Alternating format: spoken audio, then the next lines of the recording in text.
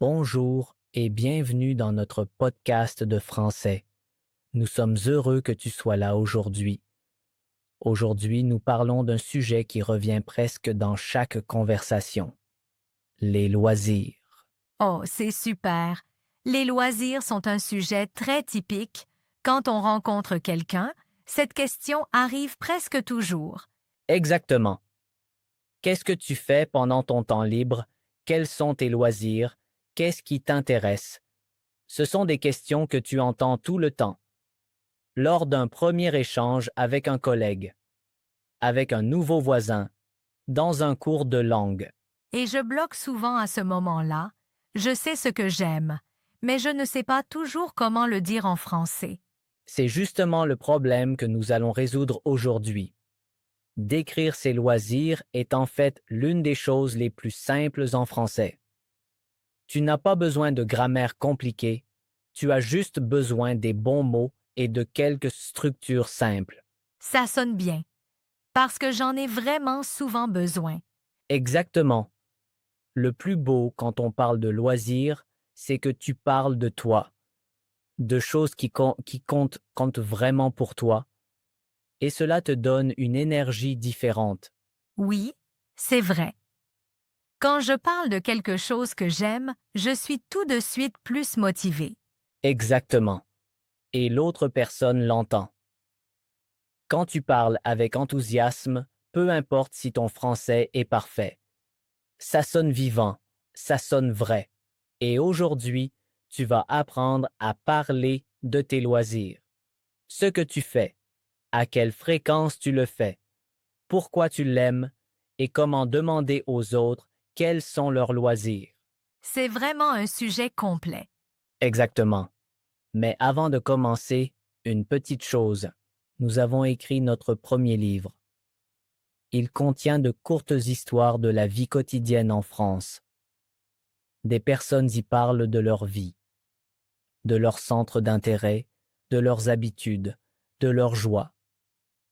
Exactement comme aujourd'hui. En l'achetant, tu soutiens ce podcast et tu nous aides à créer plus de contenu comme celui-ci. Merci beaucoup. Tu trouveras le lien dans les commentaires. Et maintenant, on commence. Car aujourd'hui, tu vas parler de ce qui te fait vraiment plaisir. En français. J'ai hâte. Parfait. Passons donc au premier chapitre. Bien, on commence maintenant. Et je commence par la question la plus simple. Comment dis-tu en français quels sont tes loisirs? C'est la question de base. Et je remarque que j'utilise souvent juste le mot anglais. Beaucoup de gens font cela. Et c'est normal, car on utilise beaucoup de mots anglais en français. Mais aujourd'hui, tu vas apprendre comment l'exprimer vraiment en français. La structure la plus simple est j'aime et ensuite tu ajoutes le loisir. J'aime faire du sport. Très bien. Ou j'aime jouer de la guitare, j'aime lire, j'aime peindre. J'aime jouer de la guitare. Parfait. Le mot aime est ici la clé. Il montre que tu fais quelque chose avec plaisir, pas seulement que tu le fais. Donc, aime fait la différence entre je fais du sport et j'aime faire du sport. Exactement.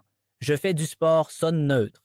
J'aime faire du sport sonne positif et personnel. Et maintenant, encore une variante très naturelle.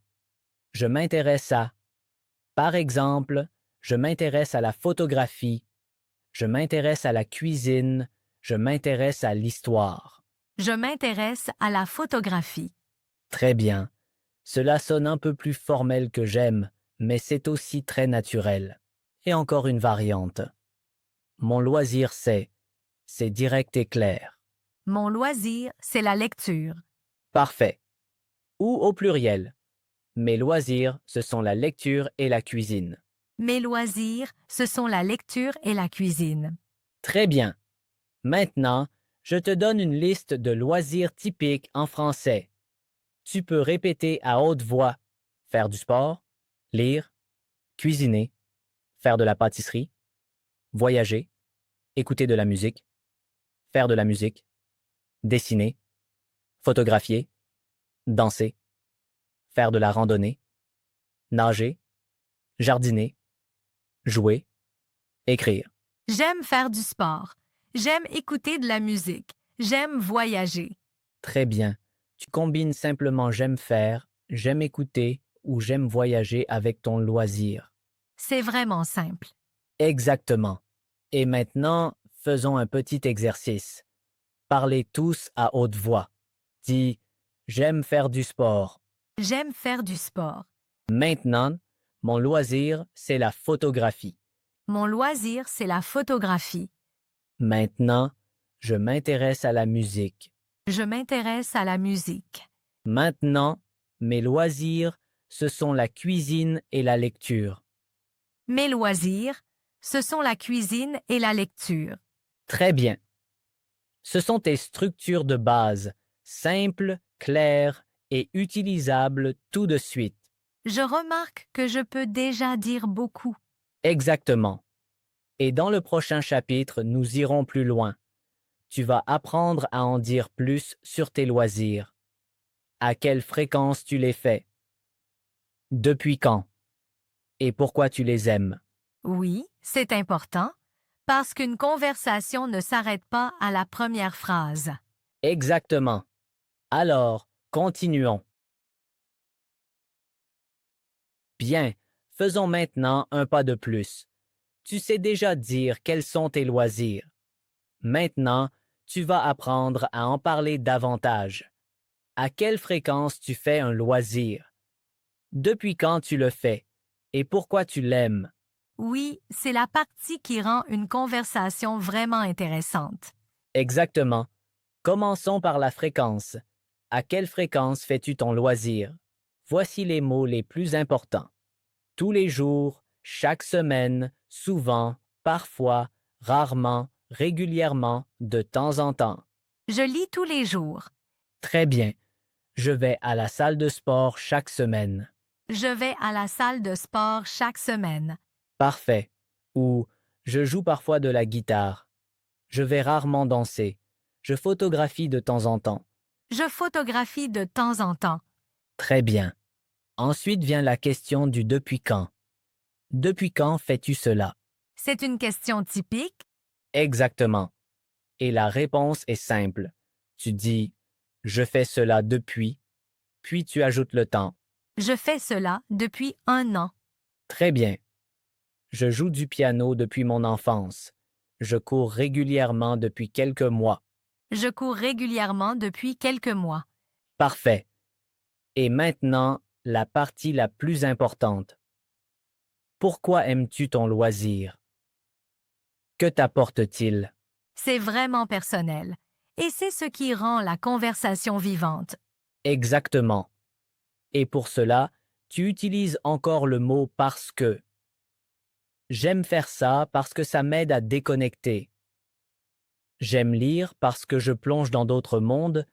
J'aime cuisiner parce que cela me rend créative. J'aime cuisiner parce que cela me rend créative. Très bien. Ou j'aime faire du sport parce que je me sens toujours beaucoup mieux après. J'aime faire du sport parce que je me sens toujours beaucoup mieux après. Parfait. Tu vois comme ces phrases sonnent tout de suite personnelles. Tu ne dis pas seulement ce que tu fais, tu dis ce que cela signifie pour toi. Oui, cela fait une énorme différence. Exactement.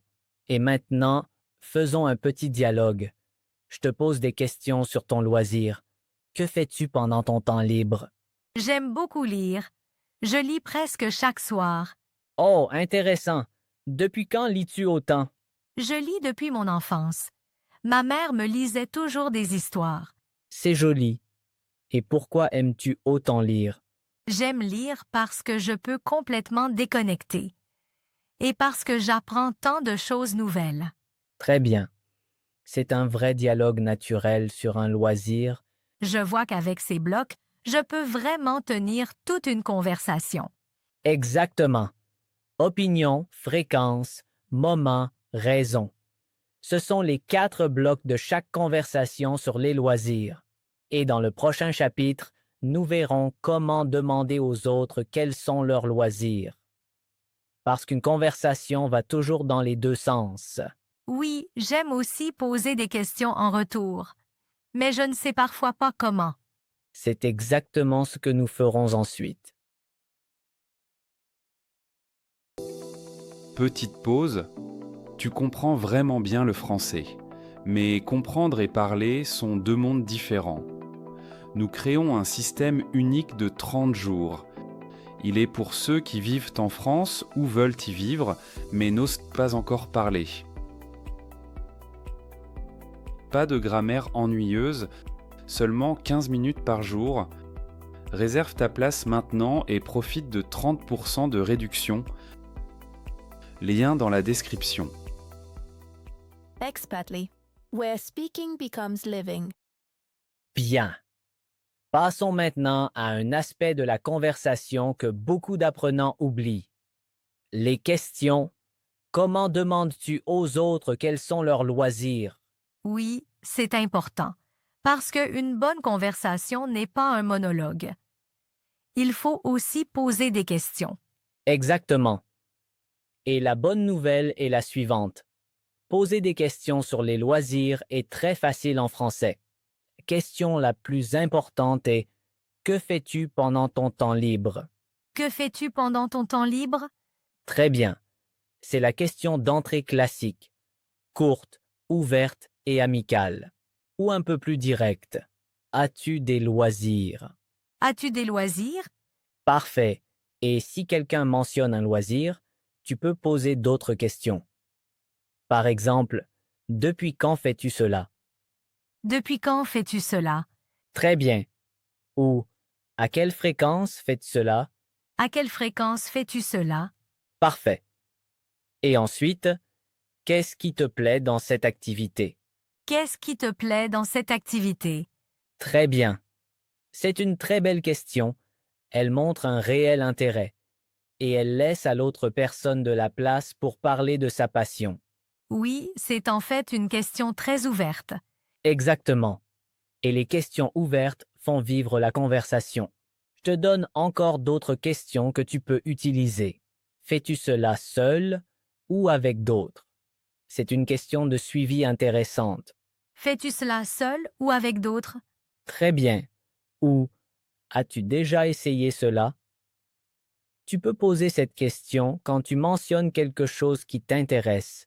As-tu déjà essayé cela? Parfait. Et encore une question très naturelle. Tu pourrais me montrer ça un jour? C'est une invitation très personnelle. Tu pourrais me montrer ça un jour? Très bien.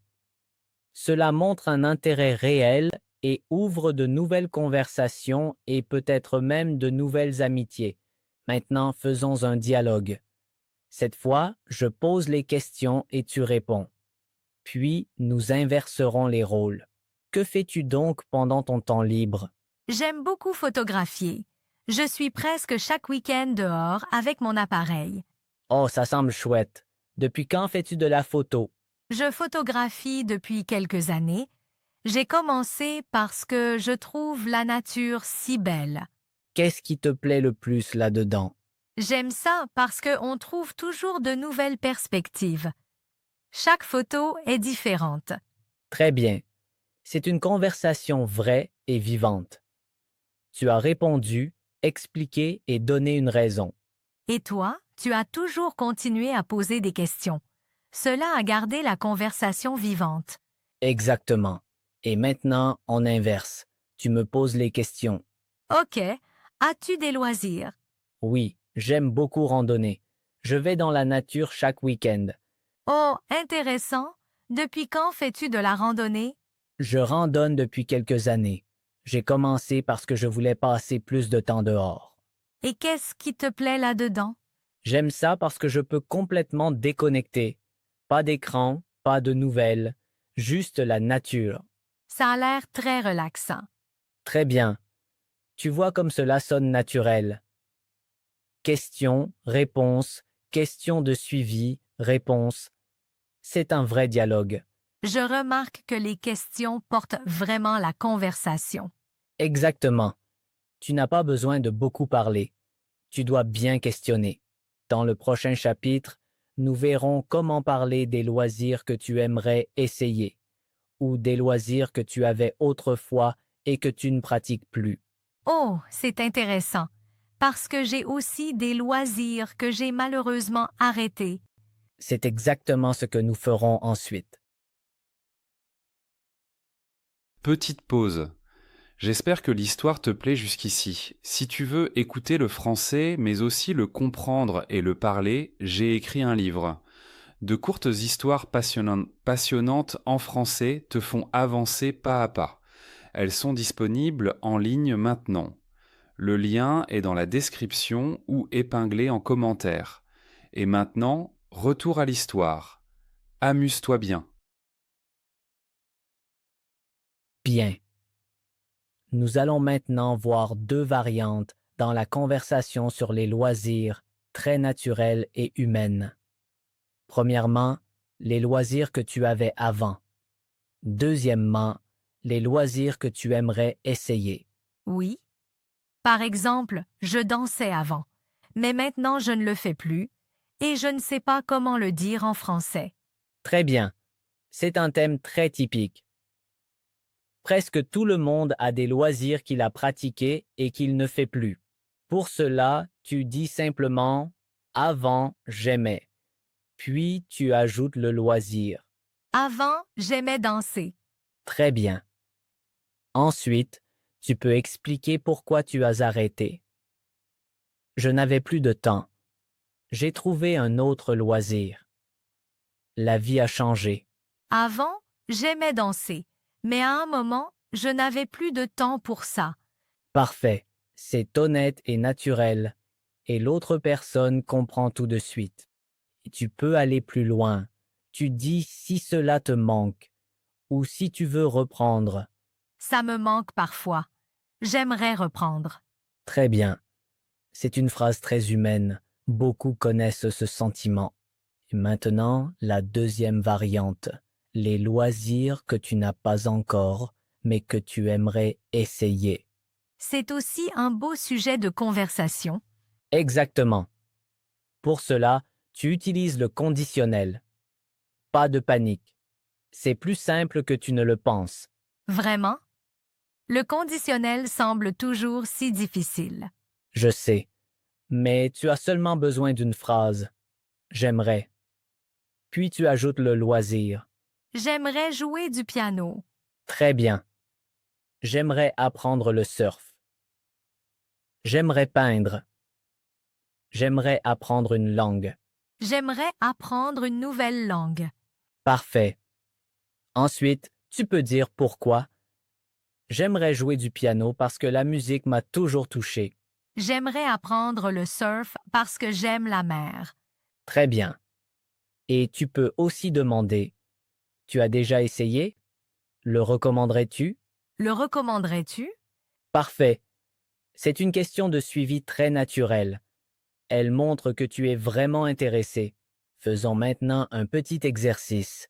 Parlez tous à haute voix. Dis, avant, j'aimais dessiner. Avant, j'aimais dessiner. Maintenant, à un moment, je n'avais plus de temps pour ça. À un moment, je n'avais plus de temps pour ça. Maintenant, j'aimerais reprendre. J'aimerais reprendre.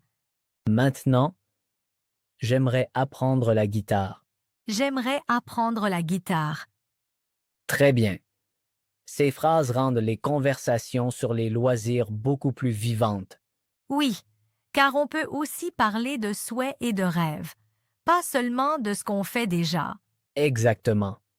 Et c'est la différence entre une conversation superficielle et une vraie conversation.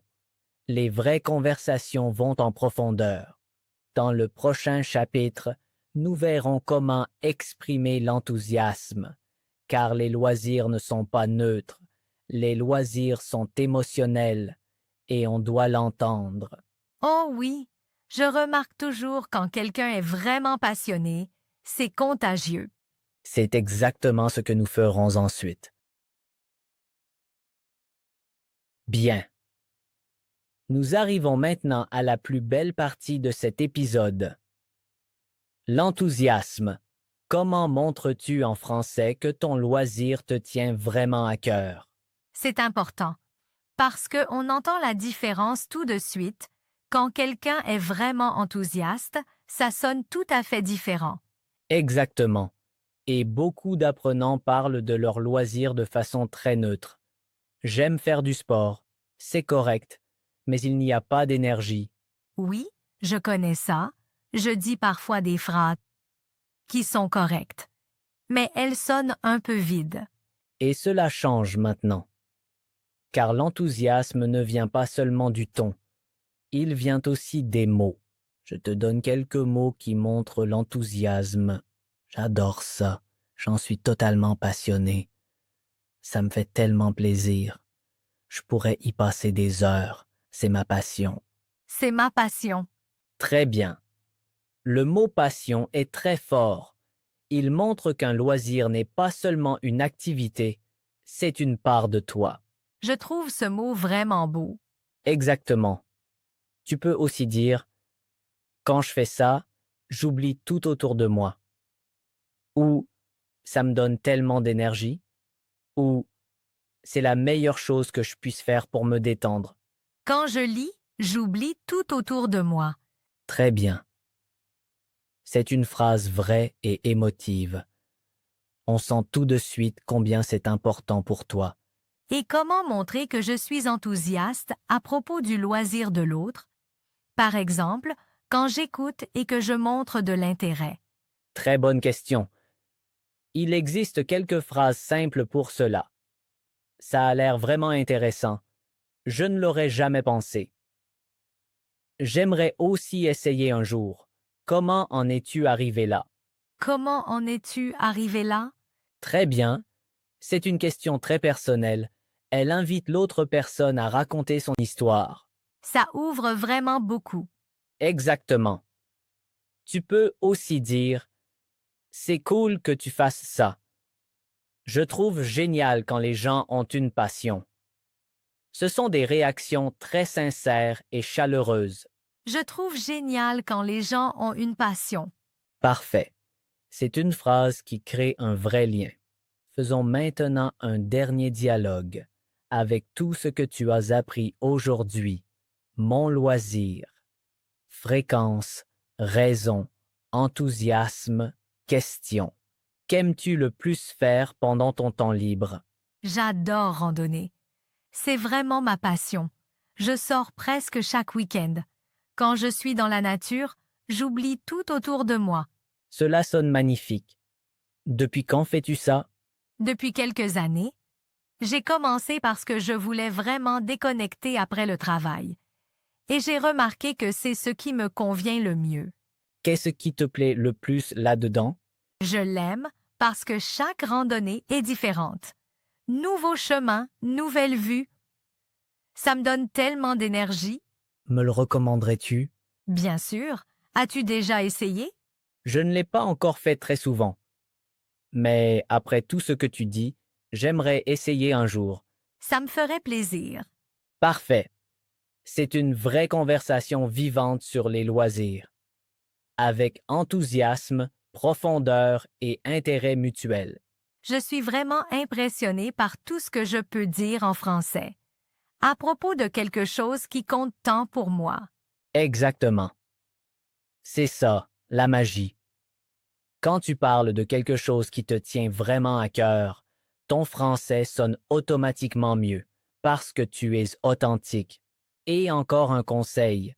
Dans notre programme d'apprentissage, nous travaillons exactement sur ce type de conversation.